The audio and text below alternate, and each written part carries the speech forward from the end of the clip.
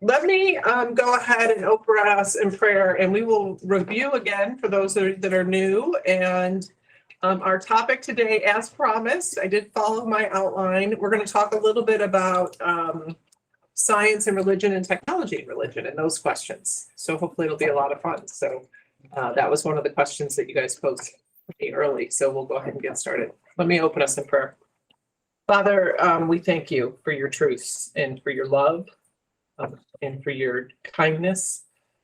We pray as we listen and learn from each other today that we would help. We would be able to understand better how we can ask good questions to help people think about their faith. Remember, we are just the gardeners. We ask all these things in your son's name. Amen.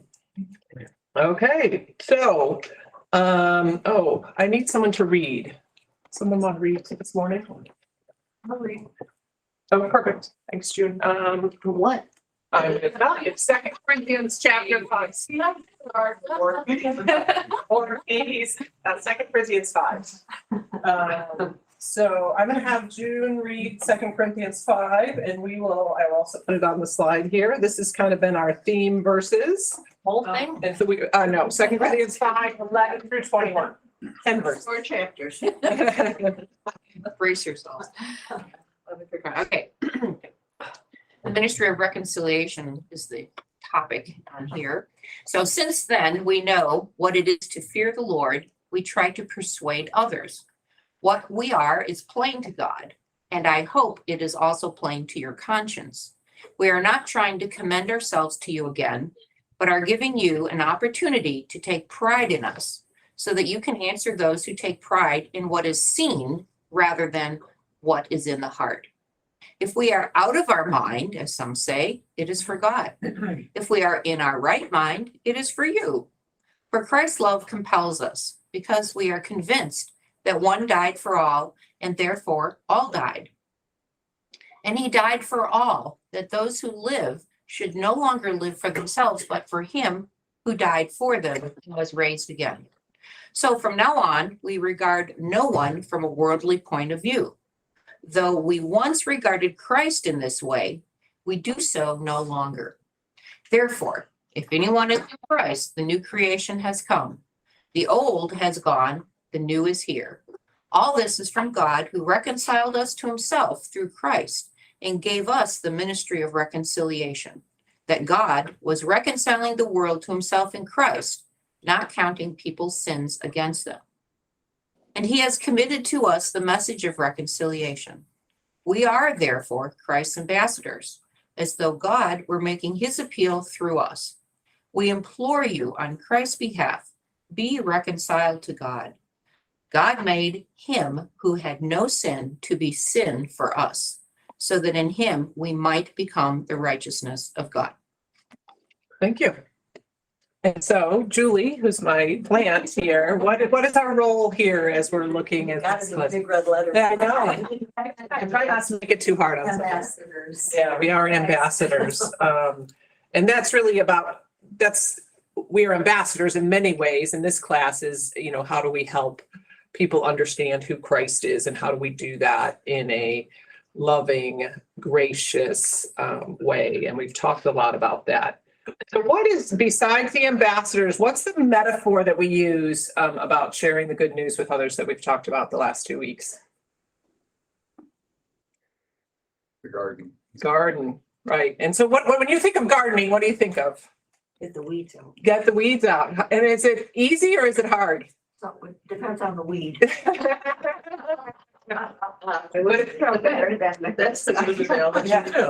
yeah, it takes work. And it takes time, right? I mean, those of you that planted tomatoes in May, right, you're finally seeing hopefully the harvest of your crop now, right? And that took time.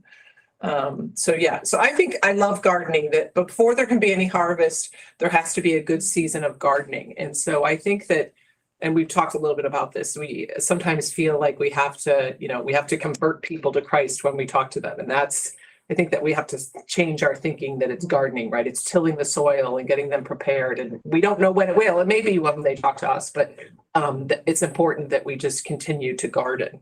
in doing that. So what is it important when we talk to people about our faith? What's important in that? We've talked a bunch of things about that. So toss out some ideas that we've talked about in the last 2 weeks. I know we had a week off, but what are some important things as we talk to people about our faith? A lot of it had to do with meeting them where they are. Yeah, good. Think. A lot of it had to do with just being what I like to call a humble detective, Good. asking questions, finding out about them, finding out where they are. Yeah. So it sounds like genuine curiosity. Yes. Yeah. We've got to be open and genuine curiosity, right? I mean, and that falls, we haven't talked about this, but I mean, a lot of people talk about relationship evangelism. I mean, the idea is you have to be willing to hear what they're saying. Yeah. And what have we learned? What was some of the people, but what are some things that when we first did the role plays that we wanted to do? I think, I was gonna say, I think trying to make people not consider us to be Looney Tunes. Right. Okay, good. Yeah. I also think too that we have kind of an innate desire to share what we know. So it can too often turn into a lecture rather than a discussion. Yeah. Yeah, I think that was I found it a really key learning for all. I mean, like we want to defend our point. We want to show what we know. And it's probably not going to serve us super well. So a humble detective, I love that. So what is the first question we learned? I told you there's only two things you're going to have to walk out of here after 4 weeks. If you know these two questions, that's what I want you to know. What's the first question? There's multiple ways to say it. What do you mean by that? What do you mean by that? That's one of the key ones. Perfect. It sounds like you've maybe used it.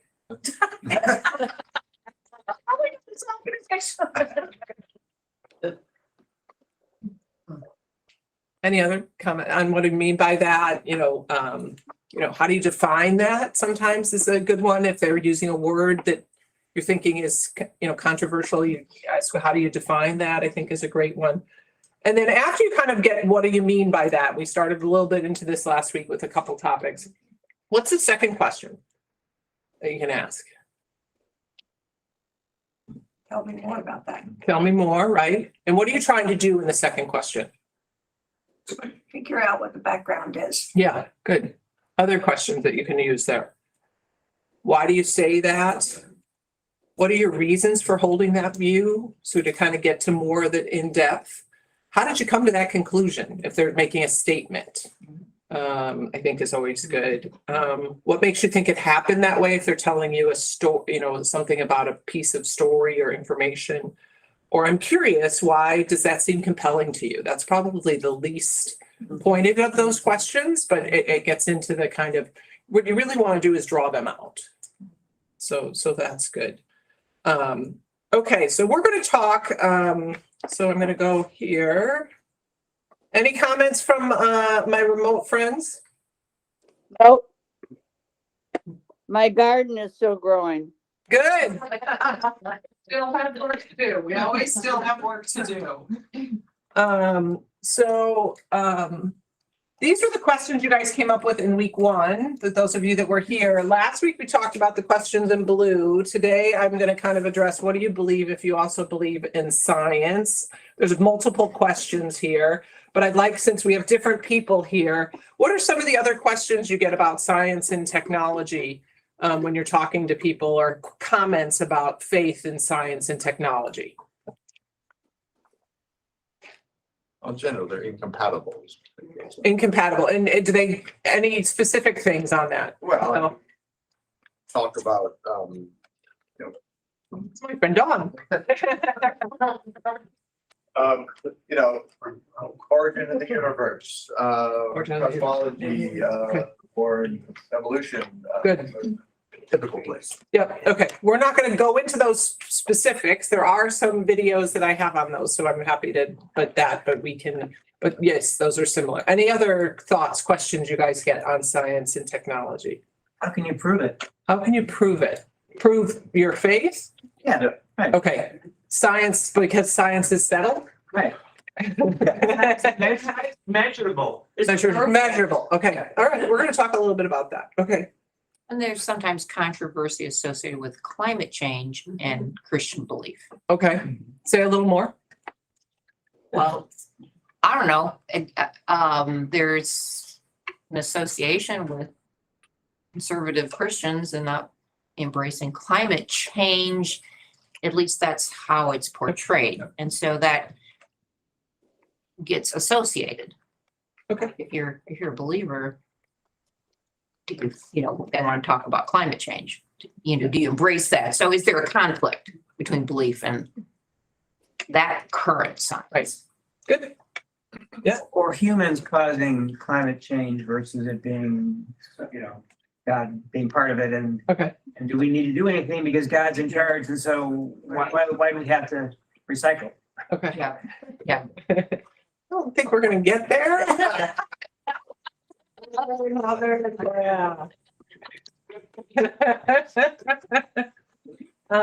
Okay, so I think, because it's still early, everybody can have a couple more things. I'm gonna show you a little video, and then we're gonna try and do role play.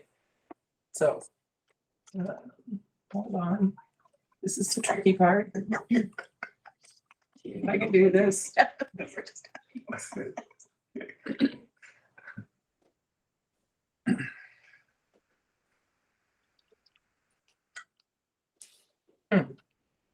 didn't do what I expected it to do.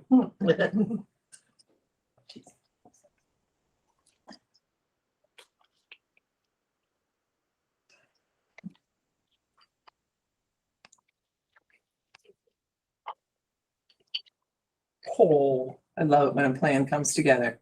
Here we go. Technology expert. You're talking about faith with someone, and they tell you they don't believe in God because they believe in science. And they say you have to choose. What would you say? There are those who believe that science and religion are in conflict and that someone must choose whether they want to believe in science or believe. Okay, I'm gonna stop. This is what I love when I do things on the fly. So you have to choose between science and religion. What would you say? What would you guys, in that question, what would you say? My usual response to that is that you don't have to, that God is the creator, science is the tool of creation, and math is the language of creation. Okay, learning what you used in this class, Phil. I appreciate that. Why would we? Right. Any other questions you might ask? You know, I try not to use the why word. It sounds a little accusatory Okay, in my mind. Right. You know, what leads you to that conclusion or something Right, like that's that. good. It's semantics, but. yes, no, I think that's good. Okay, good. All right, we're gonna keep going. Thanks, Bill. Oh, sorry, I John. would just like to make a comment Right. that, in my conversations that I've had with people, in order to evangelize, Mhm. help me understand, you Right, know, so that way you're not putting them on the defensive. And it looks like you're confused, right. but they're not. Okay, Little detective, you have to be humble about it, right? yeah, exactly. Good, yeah. Great, okay. I'll back it up just because I only played like 2 seconds and this will make. You're talking about faith with someone, and they tell you they don't believe in God because they believe in science. And they say you have to choose. What would you say? There are those who believe that science and religion are in conflict and that someone must choose whether they want to believe in science or believe in religion. If you ever hear this argument, here are 4 things to remember. First, modern science was started by Christians. Many of the founders of modern science were Christians. Men like Galileo, Kepler, Pascal, Boyle, Newton, Faraday, and Clerk Maxwell were all firm believers in God. They weren't scientists despite being Christians. It was their faith that moved them to want to discover more about the natural world they lived in.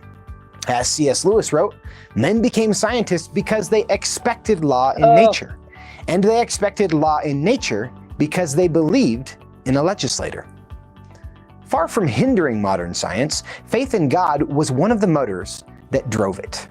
Second, many of the best scientists today are people of faith. Between 1901 and 2000, over 60% of Nobel laureates were Christians. If our best scientists are people with deep, sincere religious faith, there may be a misunderstanding by some about what religious faith is, but there cannot be an essential conflict between being a scientist and faith in God. Third, science explains how, religion explains why. One reason science and faith are not in conflict is that they are complementary. Imagine there's a boiling pot of water, and someone asks, "Why is this water boiling?" You could say, because heat energy from the gas flame is being conducted through the copper base of the kettle and is agitating the molecules of the water to such an extent that the water is boiling. This is a true statement. But you could also answer by saying, because I wanted a cup of tea. Though very different, this is also a true statement. One answer explains how the water boils, while the other answer explains what caused the conditions that made it boil. So it is with science and religion. They are not in conflict, they are complementary, as we seek to understand both how and why. Fourth, science can't explain everything. Science describes the laws of nature, but it can't explain where matter came from. It can't explain how life began. It can't explain the purpose of our lives, what it means to love, or why we desire to do things we know we shouldn't do. It's not only possible to be curious about those big questions as well as scientific questions, but it's strange not to. The fact is, science and religion are not a mutually exclusive choice. Instead, it's more like learning to walk and chew gum.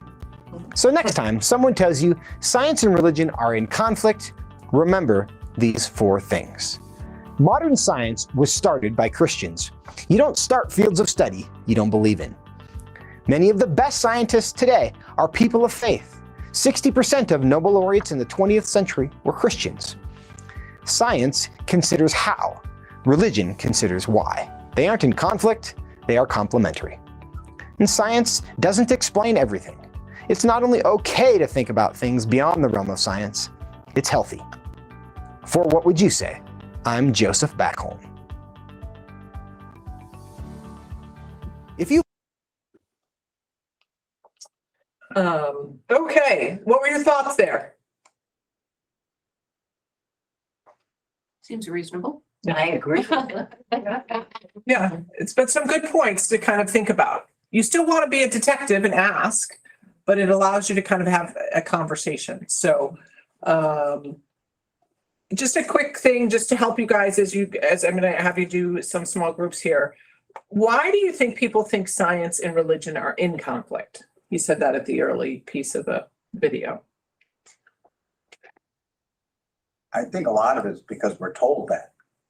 That people in lab coats seem to have authority, and they tell you that, and you tend to believe people who appear to be in authority.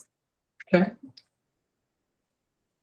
Well, I think a lot of people point to the creation narratives and find disconnects with their understanding through what science has learned. And so that creates a sort of a cognitive dissonance for them. Also, too, I don't think people understand the science that they say they believe in. What I mean is that, like, with evolution, there's this whole theory based on a smattering of bones and very few full fossils. And, I think you can make an argument for evolution on a micro scale, but there's never been anything to prove it on a macro scale.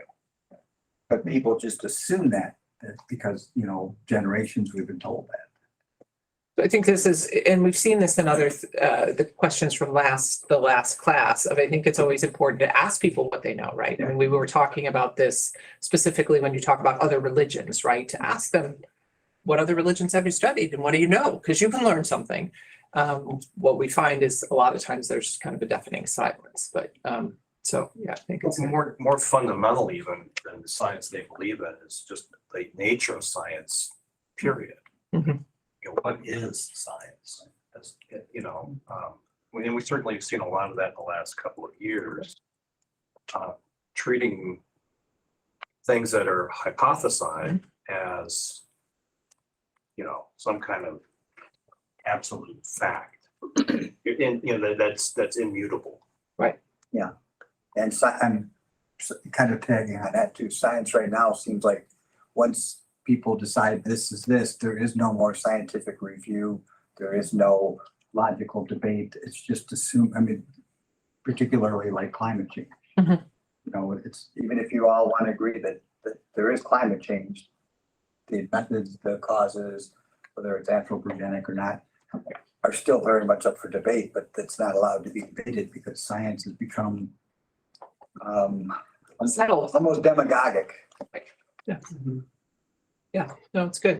I would also just, from my viewpoint, though, there have been some pretty loud voices on the conservative Christian side that I think have positioned themselves in a very adversarial role Right. against Yeah.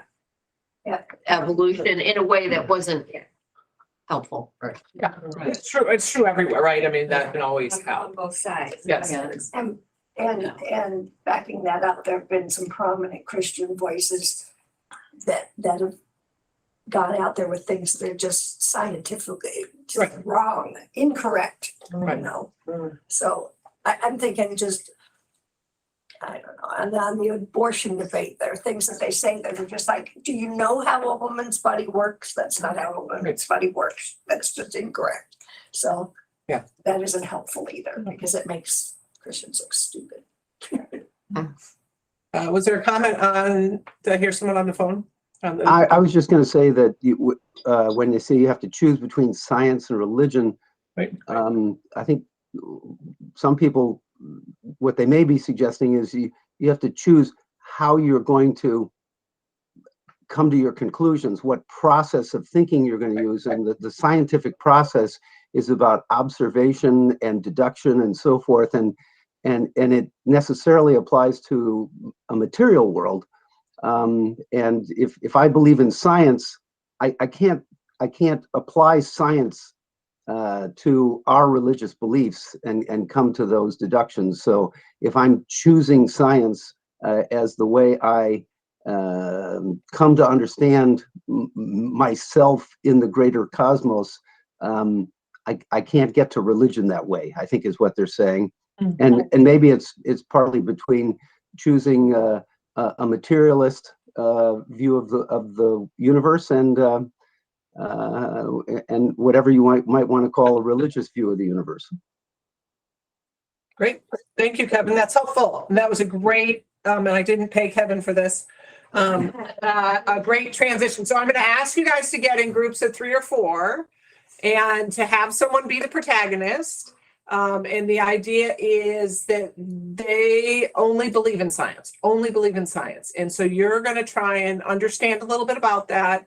And I think really move towards kind of the idea of what is the kind of what we did in the, like, what is the difference between them, and can you kind of help them get to, you know, the how and the why concept, or the difference of observation versus faith, a little bit of that. So do a little work, see if you can do that. Somebody pick to be the protagonist.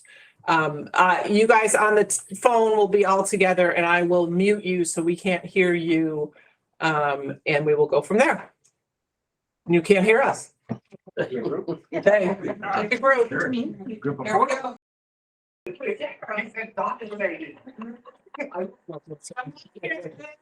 The best comments from each group, or the things you wouldn't do again.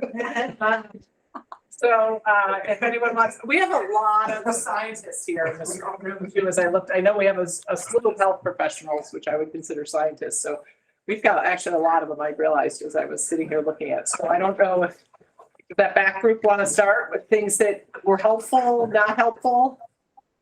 Well, I think we came to the conclusion that if somebody is, it's just a difficult conversation if somebody is dead set against Yeah. thinking about faith, and that you know, there is no such thing as faith. Everything is a matter of physics and chemistry. Right.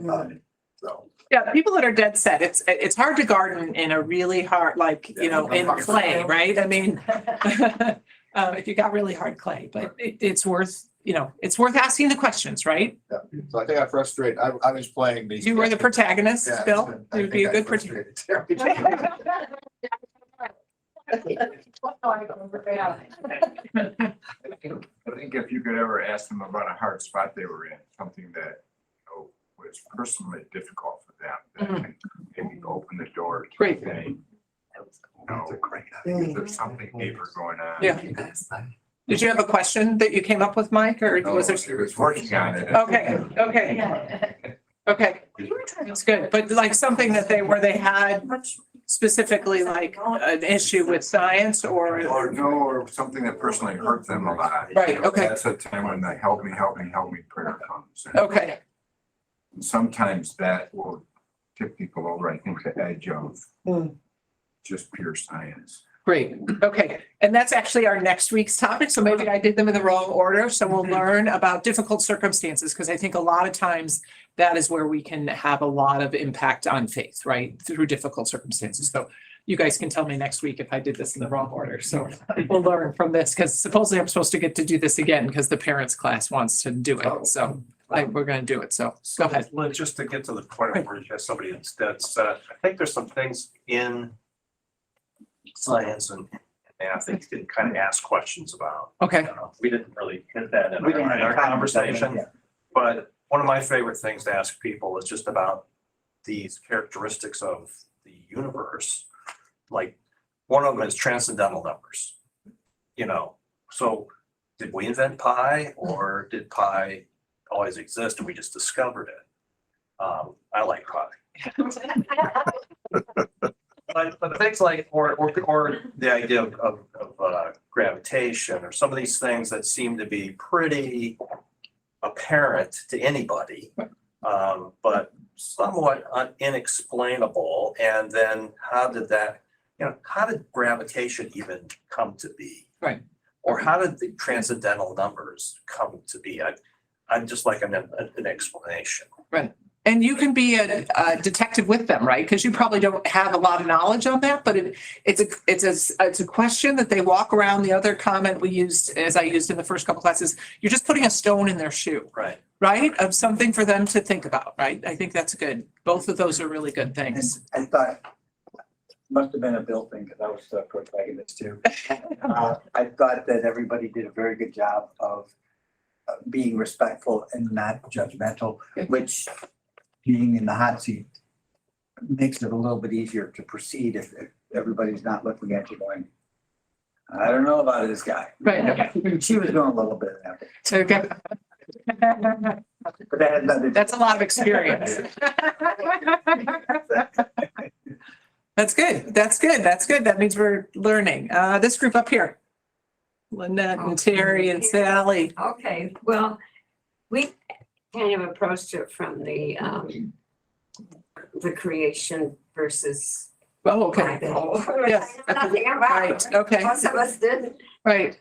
but I think the only question was like, okay, can you tell me more about like where this matter originated from? Okay. Who, Right. the creator of this original matter and tell me more about that, but it was, none of it. That's good. Those are good questions, right? Yeah, those are good questions. A lot of times in these kind of canned statements, they are actually contradictory. And so continuing to ask some of those questions of, well, if this happened, how did it happen and what did matter start with? So very good. Anything you wouldn't do again?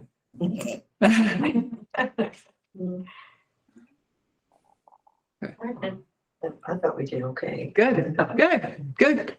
For where we were. Good. Where which was it? And that's part of what I also want to make sure, we don't have to be experts walking out of here. All we have to do is ask questions. As Rich said, all we have to do is ask questions. Yeah.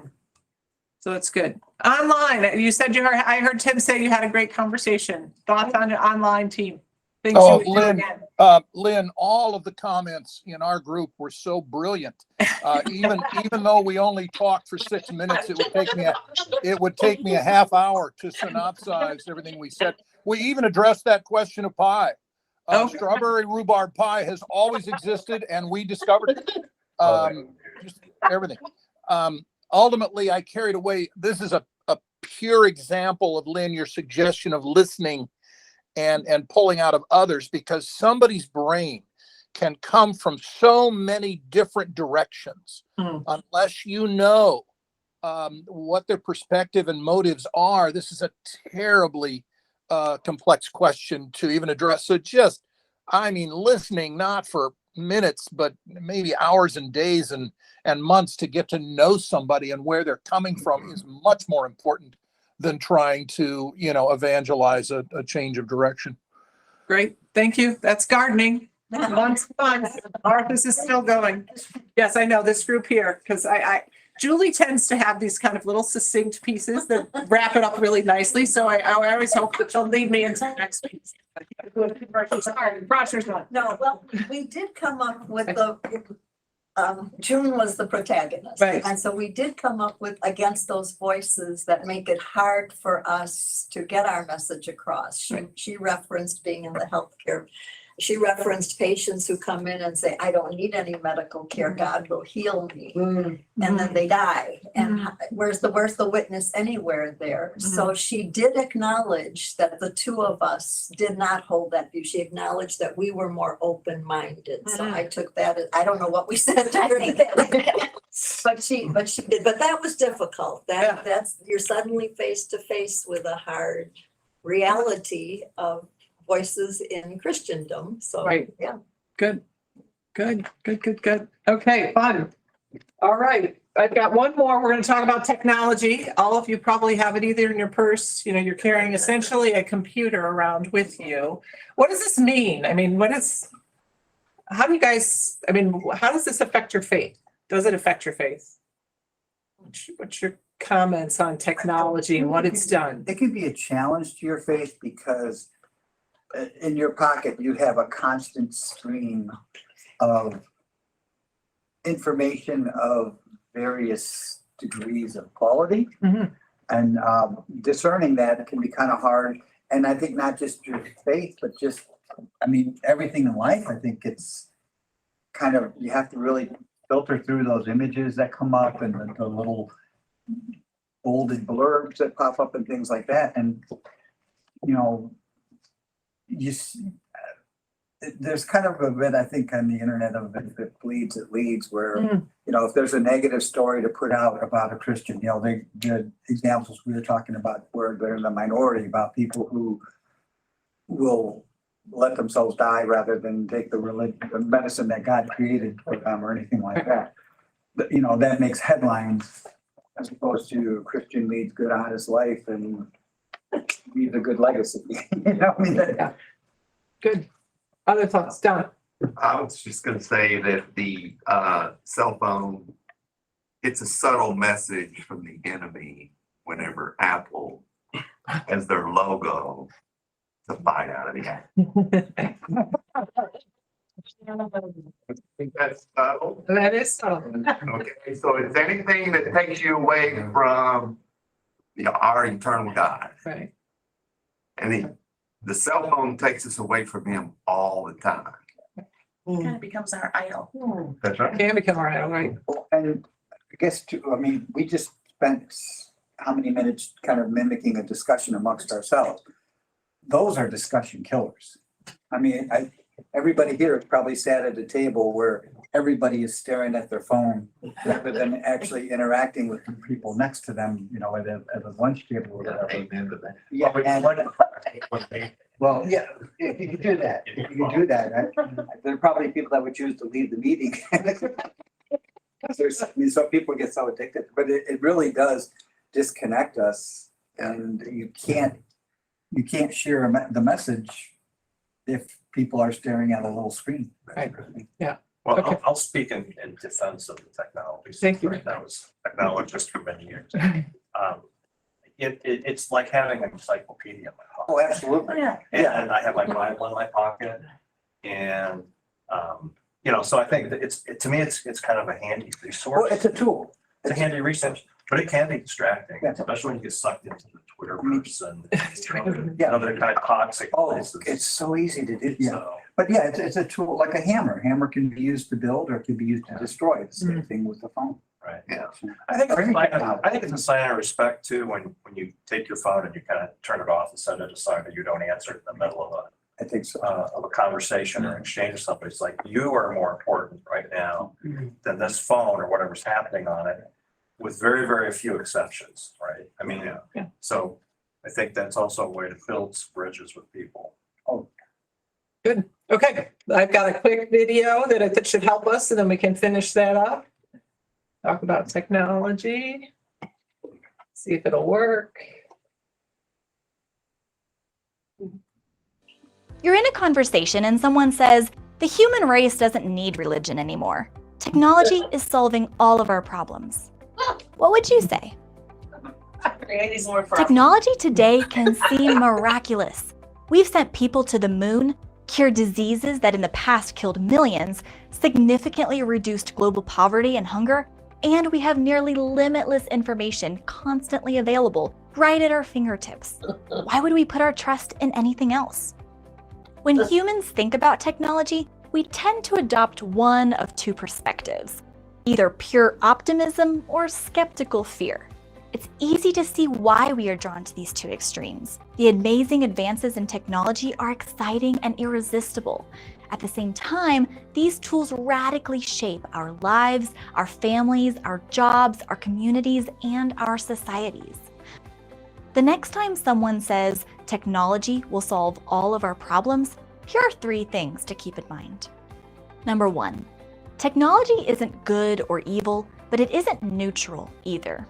Humans tend to want simple and straightforward questions and answers. But technology is too complex and too influential to be simply just good or just bad. The same piece of technology can be used by humanity for immense good, or it can be used for dehumanizing evil. But that doesn't mean technology is simply neutral, as if all that matters is the intent of the person using it.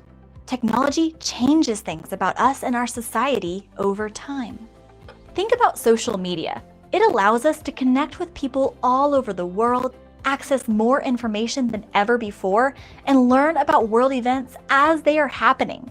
But the same technology has also led to a marked increase in loneliness and depression, broken relationships, the amplification of hate, social breakdown, and even real-world violence. The world-famous philosopher Martin Heidegger taught that technology exists in a web of relationships. That means that the influence of technology is greater than just simply a single gadget or device. Technology can affect and even train us in countless ways. It can create a perceived need for something we didn't even know we needed or even wanted. Technology shapes us every single day in both good and bad ways. Number 2, science and technology can't provide an answer for everything. While science and technology can help us understand how the world works, even the greatest technological marvels offer no answers to why the world exists at all. Ultimately, our sense of morality, the common good, and our place in the universe come from something greater than ourselves, and even our most advanced technological gadgets. Technology has limits. It can't explain love or meaning or our need for significance or our moral compass. In fact, it has long been the dream and goal of some scientists to explain the nature of morality simply on materialistic terms, without any reference to God or faith. They want to observe nature and derive some sort of ethical framework from the scientific method alone. But time and time again, the principles they derive only speak to how the world works, not to why it exists at all. Simply put, the most amazing achievements of technology fail to help us find out why the universe is the way it is and how we are to live in it with one another. Number 3, technology can be a powerful force for good, but we shouldn't blindly trust it. In our digital world, with its incredible innovations and advances, it's easy to trick ourselves into believing we are really in control of the universe.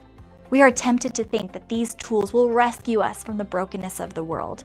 But this view fails to realize that these tools bring with them a host of complex ethical problems and often create as many issues as they solve.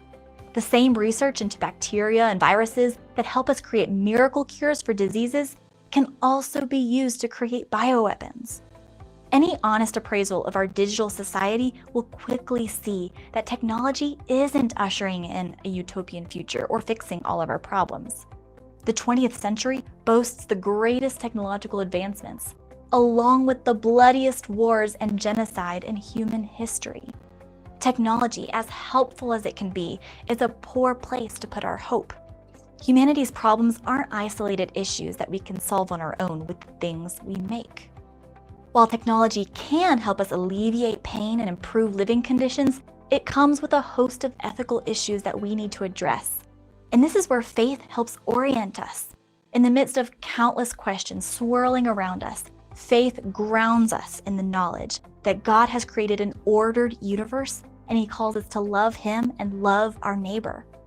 God created us in His image and with the abilities to create powerful tools.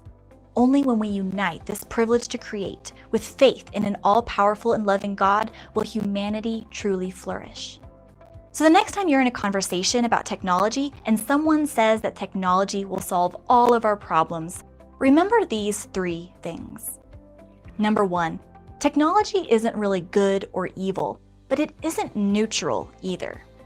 Number 2, science and technology can't provide an answer for everything. Number 3, technology can be a powerful force for good, but we shouldn't blindly trust it. For What Would You Say? I'm Brooke McIntyre. Thoughts? I always like that technology will solve everything because it doesn't take too many questions to bring them back to the realization that those are the problems that technology caused. That, you know, we have to deal with all these plastics in the world that are a problem caused by technology. So it's kind of to say that is kind of a secular argument. Right. That's not the cure alone. Yeah, I mean, I think that the idea that technology is neither good nor evil, right? But it's not neutral either, right? I mean, that's a good point, right? But it's good. More questions. I liked your point about between questions you can get there. So that's good. Other thoughts? So I think the strong point is that science is really good at determining the how, but it doesn't tell you why. And I think that goes into a lot of, these discussions, which is, we know how a baby develops. We can see that, but what's the why behind it, and who came up with the plan that one single cell was going to divide into all those multiple organs and parts, and the complexity of a brain and all of that all comes from a single cell. Who's the designer? How'd that happen? So your questions are, who is the designer? Is there a plan? Who came up with the plan? Right. Those are good questions. All happened by chance. Time and time again, chance is happening, time and time again, over and over. That's good. Well, I think that most people would agree that a big motivation for the creation of technology, I use just a cell phone as a definition of technology, is profit. I mean, the richest people in the world are some people that have designed technology. And if you're just at your house talking about buying a new car, you're going to start getting pop-ups like, how did they even know I'm looking for a new car? And that it's so ubiquitous, but it's insidious in that way. And so somehow profit is the motive for technology. And I think people kind of are suspicious of someone that's only in it for profit. Okay, so you think that that's a good question to ask, to get people to think about if they're really on the technology side of what is the driving forces? Or at least I'm trying to think. open that door to technology is not all good, it's not all bad. Somebody gets benefit besides you. I mean, if they're getting eyes on it, and So, I think one other interesting question, it touched on one of the things they talked about, the not good or evil, but not neutral either. It's just, so how do you think technology has changed the way the world works? And getting into a lot of both the good sides and the bad sides of what technology has done, and particularly things like social media, which have posed all sorts of challenges. It's really changed the way we interact with one another. For better and for worse. For both, yeah. Yeah, and I think, the first place is for us to ask questions and evaluate, right? And that's what we have to do, right? I mean, the church, right? I mean, the church has gone online, which has its benefits and has its drawbacks. So we have to continue to analyze and talk about that so we understand and guide where we're going, right? And not Well, and led there, right? the challenge is that you don't really know where it's going. Right. There are going to be unintended consequences and things that we can't predict in terms of how society changes, how communities change as a result of the technology. Read some science fiction. It's going that way.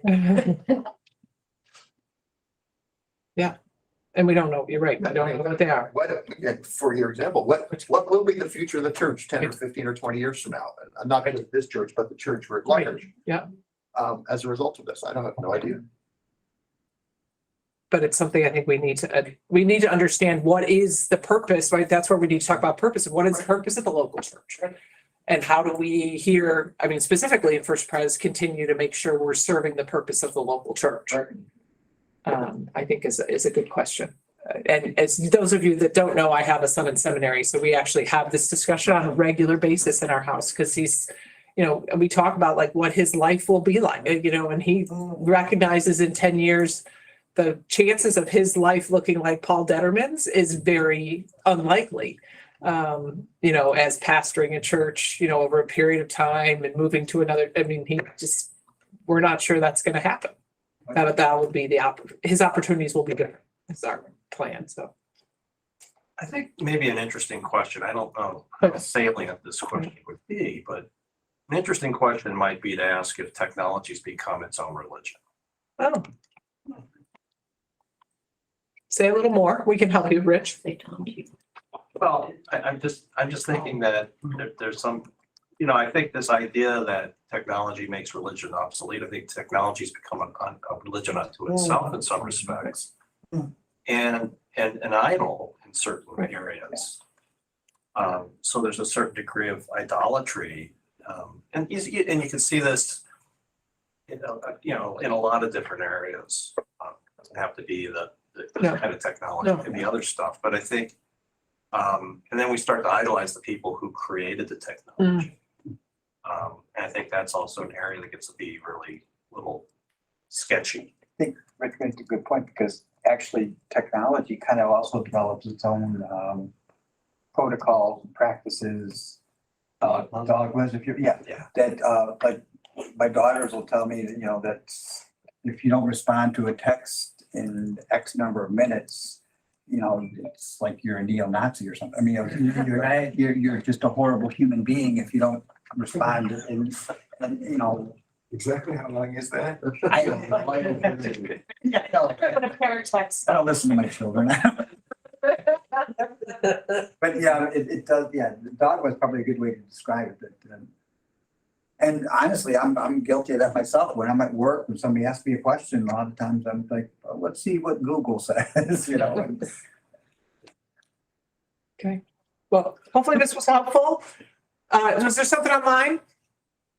I was just going to say, Google says it's a logarithm as to how quickly you respond. And if you're over the age of 70, you have to do it within a week. My daughter's eyes. Thank you, Tim, and thank you, team. Let me close us in prayer. Father, we thank you for the ability to get together and to share with each other on how we think about things, and but continuing to put you in the center and what you've called us to be as people of your son Jesus, as the local church, and as a body of believers. We pray that we would use this Sabbath as rest and rejuvenation, and that you would challenge us to continue to serve you. In your name we pray. Amen. Thank you. Thank you, Lynn.